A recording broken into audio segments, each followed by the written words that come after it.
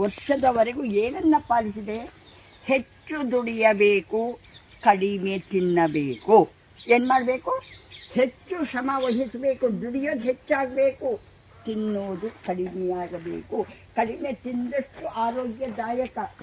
ಎರಡನೇದು, ಹೆಚ್ಚು ನಗಬೇಕು, ಕಡಿಮೆ ಅಳಬೇಕು.